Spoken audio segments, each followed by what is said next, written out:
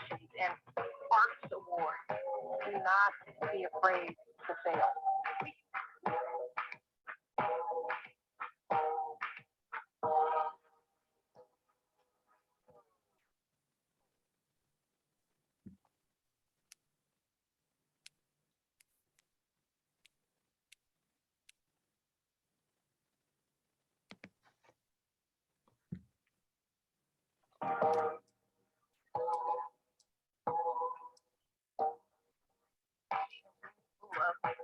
Business leaders and surgeons and therapists. I see women who are going to win elections and science competitions and arts awards. Do not be afraid to fail.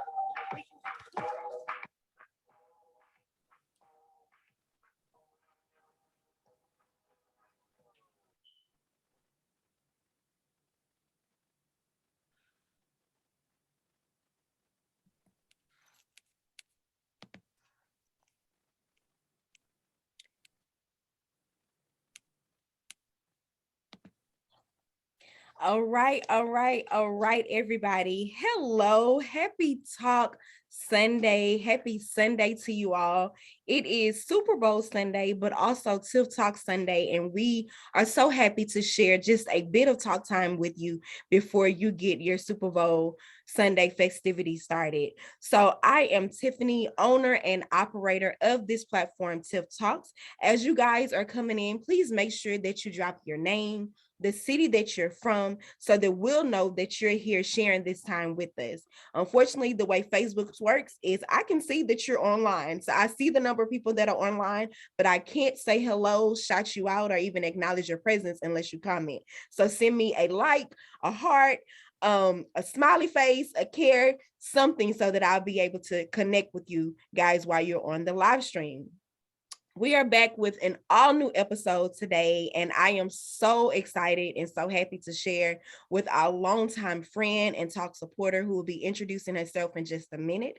As I mentioned, this is Tiff Talks. I am the owner and operator of this platform. I am a licensed clinical social worker by trade and a community activist at heart. This platform was created as an opportunity to connect to the community, for me to be able to give back over time what I've learned, what I've grown, what has inspired me to be a professional, but also to be a community activist. So here we discuss all of the great things in regards to our community and empowering from the outside in, but also tackling those uncomfortable taboo topics as well. And today we're uncovering another, in that being self-love. So I'm going to give the opportunity of our talk guest to introduce herself, and we will get started. Hey guys, thanks Tiff. I love you. You always know I love every time we get together. Thank you for having me again. My name is Heather Chree. I am a native Houstonian. I am the owner, founder, and operator of You Aim to Start Business Consulting Agency. I also host a podcast called the Selfish Single Podcast. It is a faith-based podcast about taking the Bible and all of the fluff that the Bible has and making it practical. And then I finally published and authored my first book, which is The Self Complex: 5 Ways to the Enemy to Uses You to Distract You. So yeah, I am so happy to be a part of Tiff Talks. I think this is like an annual thing for us. This is what, year number 3, and This is my first time on the show. So I'm always grateful just to be here and be a part of this. Yes, that is so awesome. Yes, this is an annual event for us to connect and to reconnect. Self-care and self-love is truly one of the pillars that Tiff Talks was built up on. It is something that I practice, that I hold true to, and it is something that we every year take the opportunity to refine, to add additional context to be able to keep the conversation going. The large part of this platform and what I love is that we are conversation starters. So we get the ball rolling and then we hand it over to our talk community and our audience to keep the conversation going. So we are here year 3 to discuss and to truly elevate those concepts of self-love. I want to be very clear. Today will not be about brunch, bubble baths, or girls trip getaways. It will definitely tackle the ideal thereof self-care and being able to just share in a very candid conversation about what that truly means. I'm a firm believer that self-care evolves over time. It is something that truly in my own personal evolution that I had to learn for myself was not at all those very commercial things, but truly getting down to the nitty gritty of things. I found myself truly having a period of self-discovery throughout my evolution of self-care. And it really caused me to take a very deep look into my own inner truths and to tackle some of my own insecurities, to challenge what forgiveness looks like for myself, to learn how to forgive both other people and myself. So this at all is not going to be pretty. um I always love your ideology of selfish love, and that is why we make clear that that is what the conversation is about. So I want to make sure that we start off by defining truly what self-discovery is and how that ties into selfish love or self-care for one's own self. Absolutely. So first of all, we have to make sure that we know that self-love and the self-discovery of self-love is a journey, it's a quest. It is something that you have to go on and that it is a never ending. You will never get to the end. You are always learning about yourself, and you should be always learning Right. about yourself. And in that, you learn what you like, what you don't like, what you appreciate, what you don't appreciate, what you could do without, what you need in your life. You learn all of those things, and all of those things make up who you are as a person, and that is how you start the process of self-love. And I think that that's a big thing that people need to accept, is that it is a journey, because you're not going to learn what you like and what you don't like in one sitting. You're not going to learn what you like and what you don't like in one relationship. You're not going to learn what you like and what you don't like with one person, with one family member, with one job. So you have to allow yourself to go on this journey and then be self-aware enough to kind of see those things, and make those mental notes in your head to say, okay, this is what I like. And then notate that, whether it be in a journal, whether it be a digital journal, whether it be a vision board, however you need to do. That's the way the self-discovery looks, is taking yourself on that journey and then appreciating yourself enough and that journey enough to begin to love those things about you. Mhm. I love that. What I hear you saying is be able to understand this journey of self-love, this journey of self-discovery comes with reference points. Right. And having those reference points to be able to fall back on, like you said, things that I love about myself, things that I love about love, things that I don't love. Those reference points are the things that help you to build your own self-love and to elevate self-love and package it in a way that works for you. Correct. For me, I mean, I can truly just say on this journey of self-love and self-discovery, it really ignited a sense of vulnerability in myself that I had to grow to be comfortable with. I think so often we're just ingrained and taught to be strong. Like we're taught that we have to be strong. We have to be this person of strength. When you go on this journey of self-love, of self-discovery, strength is found in vulnerability, and being able to be vulnerable with yourself, but vulnerable with other people. There's strength in that.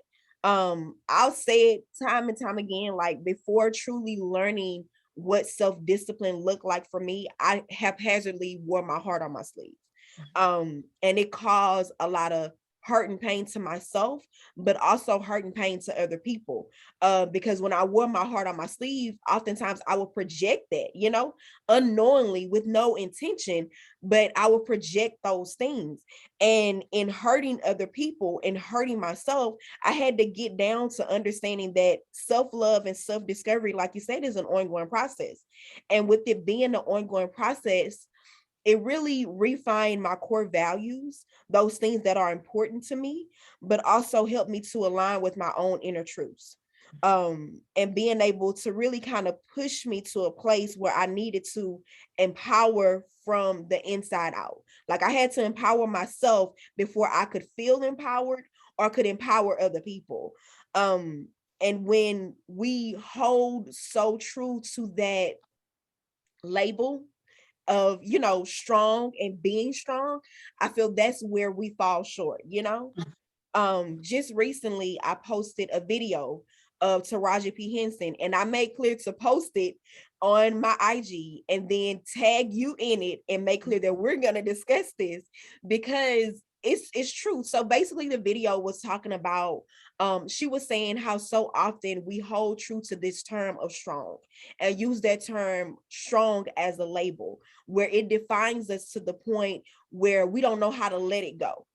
And when I was watching the video and truly processed the video and was thinking about the video, it put me in a place where I was like, that is so true. Like in Black and brown communities, that label of strong is held and so heavy when it comes to, you know, the birth order, when it comes to gender roles, when it comes to titles. Like you have to be a strong Black woman, you're the eldest of the family, so you have to be strong, you have to be a strong leader. And for me, you know, being in that state of the ideology or the expectation of strong, that gets tiresome. I mean, being realistic, being strong is heavy and it will make you tired. And being tired, you have to somehow find strength in being vulnerable. But even when you get to that place, it's still a battle of ego versus emotions. So I'm interested to really get your insight on how can someone combat that fight or that battle within themselves of ego versus emotions.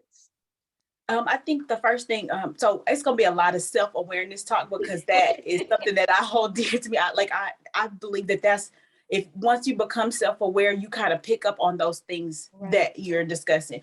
But I believe the first thing that you have to understand is that you don't have to be everything to everybody, for everybody, and not even for yourself. Like, I think that you have to allow yourself grace and vulnerability, like you said, and the process of growing.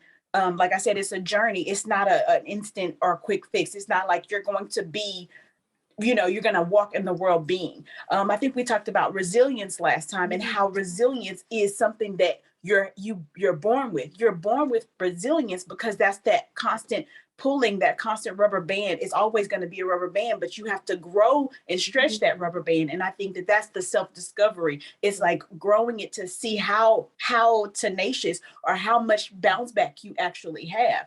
And I think that ego doesn't allow you to snap back. It just says that you are this and you have to stay in this rigid form, whether it be elongated and stretched too far, or it be in this capacity of just a single rubber band without having any worth, so to speak. But once you get past that, you understand that emotion allows you to have that flexibility and that bounce back, and it gives you the grace to bounce back. So I think that that's more important to see as far as ego versus emotion, is having that resilience to bounce back.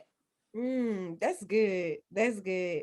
I can in our like private time together, like I can always program you giving me grace, but reiterating to myself that I needed to extend grace to myself. And that for just human beings is so very hard to tackle, of being able to extend grace to yourself. Like you said, understanding that you don't have to be everything for everybody or everything for everybody for yourself, you know. And as hard of a pill as that is to swallow, I can truly say the ideal thereof strength for me has been a double-edged sword. Like it's been something that's been instilled in me. I was raised by a strong woman. I've always been surrounded by strong women, by strong people, so I really had no choice but to be strong, you know. But I really didn't grasp that my parents understood my own journey and finding strength in my own vulnerability or weakness. My dad is good for saying at any given moment, at any given time, in just about every conversation that we have, oh, you can handle it. And I'm like, you know, first, starting out, I was like, yes, I can handle it. My ego was, yes, I can handle it. I'm that person. I can do this.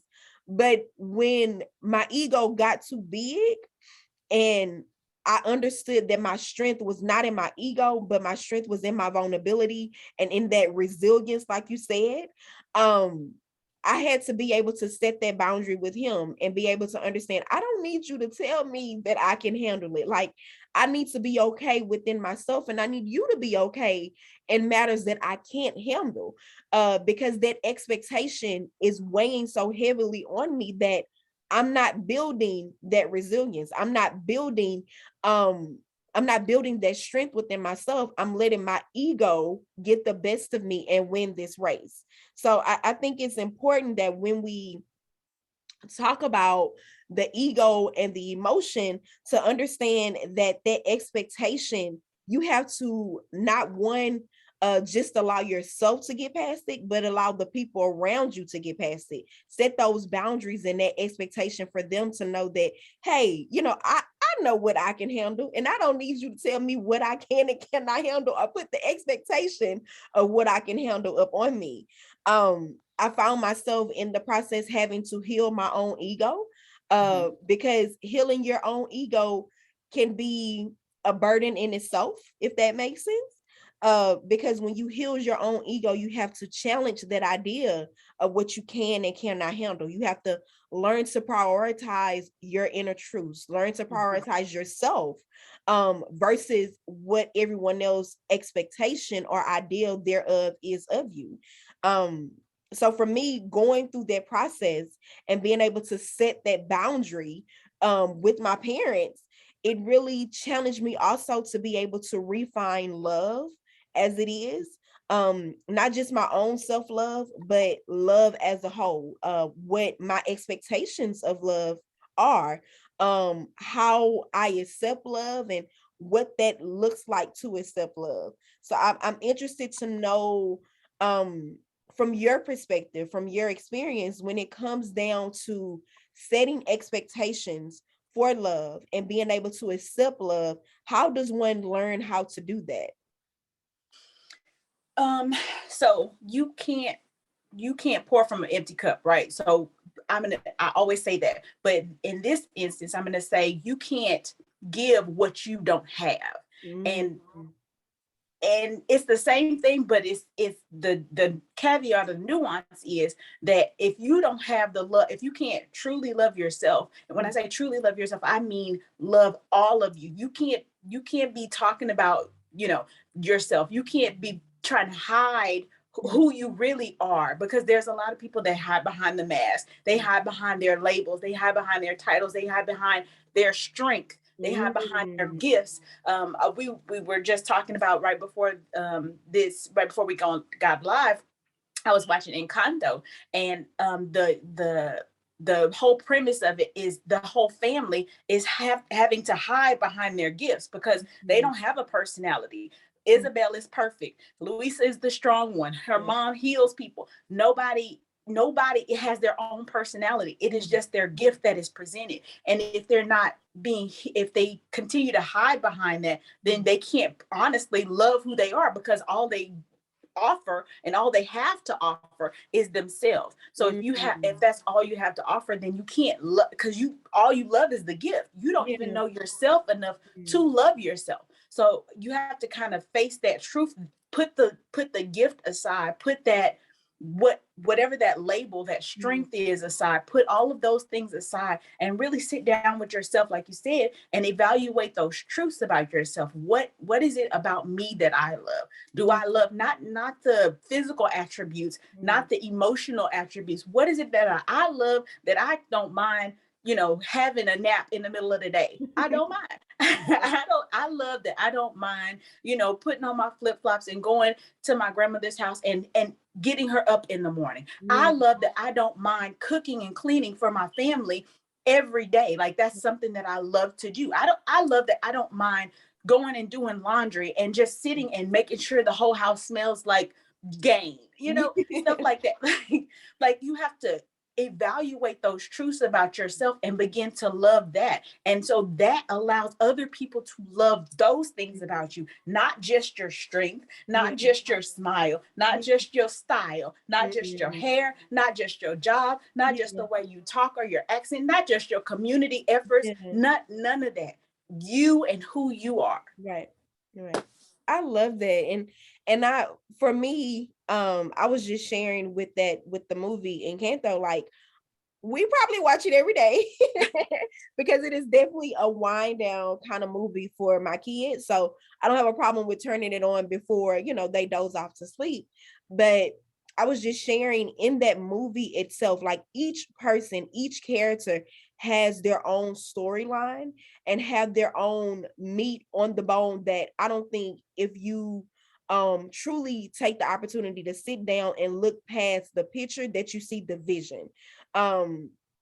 And even kind of you get lost in the song and in the dance that you don't see those things. And like you said, people hide behind their gifts where they don't know who they are, so you can't love them for who they are, nor can they love themselves. And I was on TikTok and was like looking at some of the videos that they talk about the movie on TikTok, and I was kind of confused because the storyline of the main character had went over my head initially. And it wasn't until like the fifth time that I watched the movie, when it was just me and I wasn't lost in the song and dance, and I didn't have the kids singing in the background, that I was able to see that the main character, the reason that the grandfather didn't gift the grandmother a gift, it was because she was the gift. And that her being the gift, she didn't need any other gift.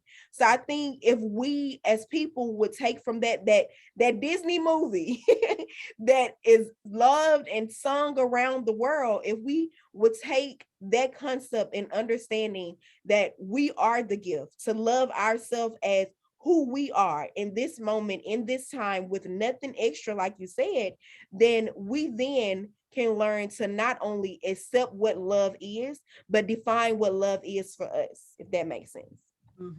I love that. I love that.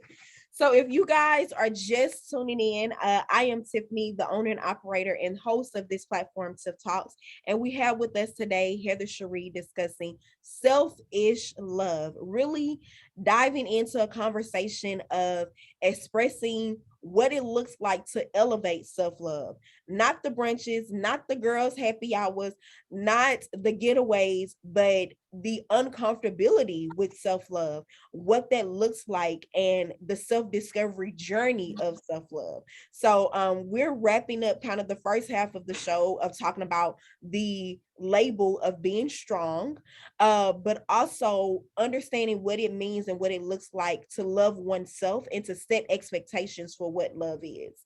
So continuing the conversation, one thing for me that when I think about self-love and that truly just ties into self-love for me is the impact of self-worth.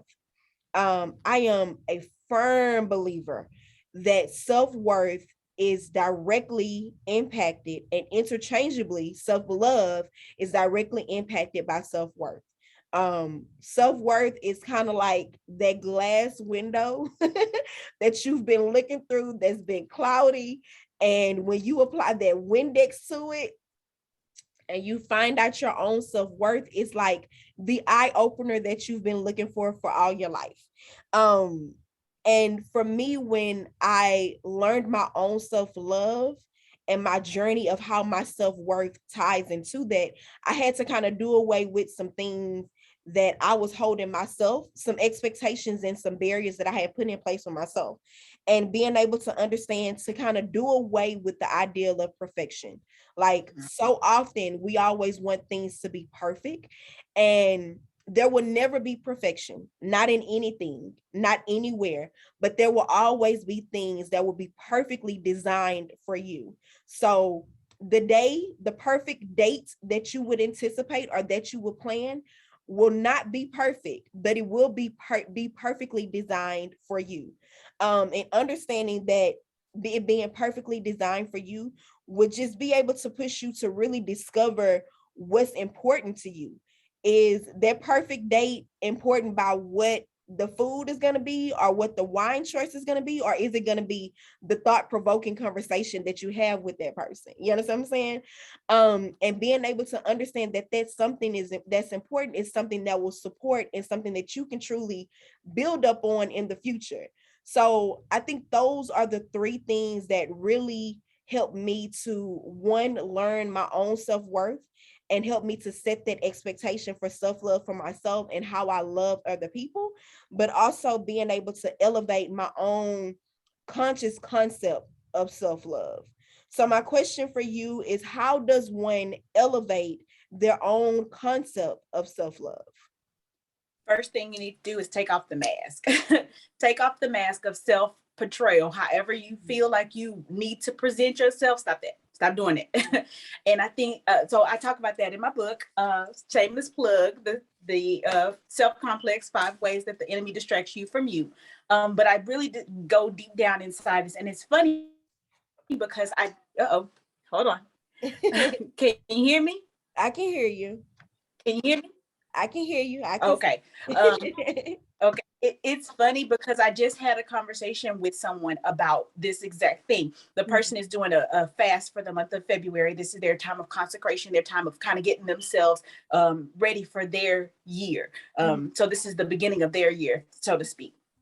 And they were discussing how they were still processing last year and last season and everything that happened to them in that season. And they were like, they were being honest with God in that fasting time. And they were like, I don't have it to give. I don't have the opportunity, or I don't have the strength and the energy to put on this.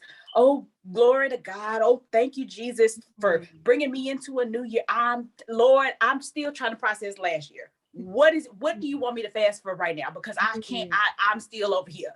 Help me to get over here. What do you want me to do now? What are you looking for from me? Because I can't fake in front with these people. I can't shout in the church and pretend like glory to God. I can't do all of that.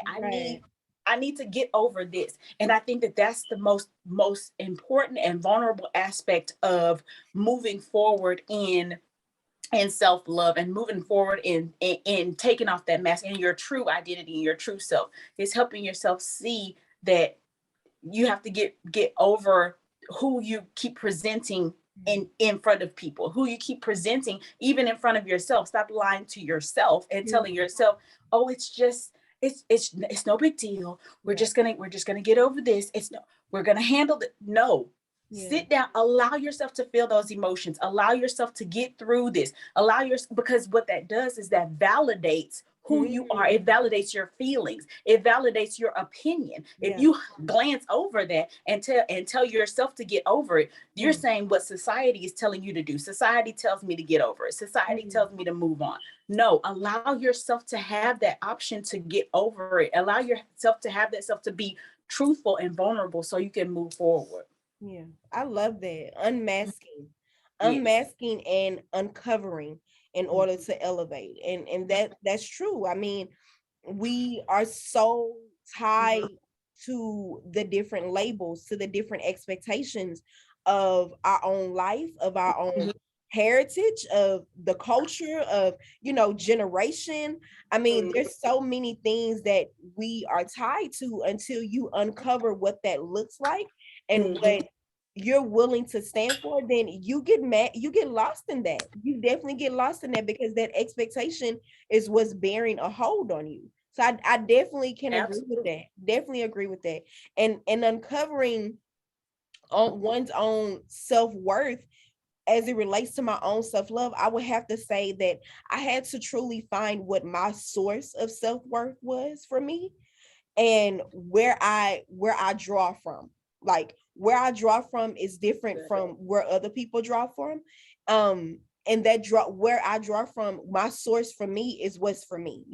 It's kind of like what you say, what the song says. What's for me is for me, and it's gonna be for me. And it doesn't have to make sense to anyone else. It doesn't have to be the expectation of, or the ideal of anyone else, because it's mine. And being able to learn what that is caused me to really be able to set and be able to balance boundaries, but also be able to accept and reject in return what I was giving or what I was receiving also. And I believe that for me truly elevated my self-love, because I had to take a step back and really evaluate those things and come down to say, like, my source will not be refilled if I continue to be or do what the expectation or live out the label of what other people are placing upon me, you know? That's mhm. That's good. I love that. I love that. I love that. So, of course, we don't want to leave people in the midst of talk time. We want to be able to give them tactics. We want to be able to give them tools, give them something to take away. So, I would like to know, kind of as we draw near the end of this conversation, is being able to share a word of advice and two practical things that our talk audience can take with them today to truly empower their own self-love. Um, so you said two. So one is a phrase and one is my book. Okay. So the phrase is be kind, Mm. give grace, and don't don't compare. Mm. When I say that is be kind to yourself, allow yourself the grace to move forward, and then don't compare your journey or your how you move and how you operate, like you said earlier. Don't compare that to others. Be kind, give grace, and don't compare. The second one is get the book, you guys. This is your guide to self-awareness and self-discovery. Yeah. I'm not just saying it because I wrote it. I'm saying it because I lived it. Mm. And I'm not tooting my own horn, but it took me a while. And I can speak on this clearly and confidently because I've been there. I know what it looks like to have that mask on. I know what it looks like to hide behind your gifts. I know what it looks like to isolate yourself because you don't feel worthy or you don't feel like you are doing enough or you don't feel like you are in the same timeline with what your own expectation. I know what it feels like. And because I know what it feels like, I can speak to you guys who have those same insecurities and those same, feelings of invalidity and be able to push you to a place where none of that stuff matters. Yeah, you are valid in feeling it, but it doesn't matter. Allow yourself to have your own grace. Give yourself grace. Be kind to yourself and don't compare. I love that. And I would like to say, you don't have to toot your horn because I toot it. So toot. Thank you, friend. um, and to add to that, I think it's important that when we talk about tactical things, we do away with, like you said, the ideal of perfection. And understanding that perfection and perfectly designed are two very different things. One thing that I love about God and will always love about God is he is very strategic in everything that he is and everything that he does. So even in the worst parts of my life, even in the worst things of my life, there was always intention there, and always something for me to learn. And those things that I learned, I had to take them with me to go to the next level. You understand what I'm saying? So I think it's important that it's always instilled and always understood that self-love, and understanding self-love is something that you are going to have to get past the commercial brand of it. You're going to have to get past of it being something that is inclusive of other people. When you look at self-love from a commercial standpoint, it's always, spa days or, getaways, something that involves other people, when truly self-love is just what it is. It starts within yourself. And there are not always pretty pictures of yourself. Probably the prettiest picture of yourself is what other people see and not necessarily what is within you, but it's for you to make those pieces of yourself, those broken pieces of yourself, to make those things pretty, to make those things your own masterpiece, so that you'll be able to elevate that and live it out loud. Amen. And I do want to add this. I know you said I said my piece, but I do want to say is that most people don't understand the importance of allowing yourself to be by yourself. And when I say that, I mean you can't be by yourself for more than 5 minutes without scrolling on Instagram, being part of something social. You can't, you have to watch TV. You have to be doing something that involves interaction. You can't just sit with your own thoughts. And that is the first sign that you don't love yourself. I'm saying that out of confidence because I know if you can't sit in silence and be by yourself, if you can't sit in an Uber and ride in silence, that means you have some some issues that you need to work through. This is not a professional opinion, but this is a personal understanding. You have some things that you need to work through because you need to see why it is that you turn to social interaction or other interactions to fulfill or to entertain. Sit with yourself. That's that distraction. Mm-hmm. The social interactions, the entertainment is a distraction. Mm-hmm. And I would have to say, like, just being truly transparent and honest, the best parts of my own self-love journey has been those long crying showers by myself, has been those drives to work by myself, in silence, in praise and worship, in scripture by myself, the sabbaticals that I've had to take by myself. To sometimes you have to disconnect in order to reconnect, if that makes sense. And I'm not speaking reconnect in regards to reconnecting with society. I'm saying reconnect with yourself, because wearing so many hats, you can easily get lost in that. And if you stay busy, you have no time to not be busy. So I love that. I think that's great. You have shared so many pinpoints, blue notations today. But I have to ask of you your testament for today. So the people that are watching, our talk audience, for them, that one thing that you want to be sure that they take with them, what is that you would like to share? Self-awareness is a journey. Self-discovery is a journey. Self-love is a journey. It doesn't happen overnight. Allow yourself the opportunity to take the journey, have fun on the journey, make pit stops on the journey, give yourself grace on the journey. I like that. I like that. I would like to share that my testament is that self-love is not a destination. It is a journey that have reference points along the way. And I encourage you to take those reference points with you to learn to set those things that will play into your next season. Whether that be learning to set boundaries, whether it be learning to sit with yourself, like Heather said, whether it be learning the power of discernment.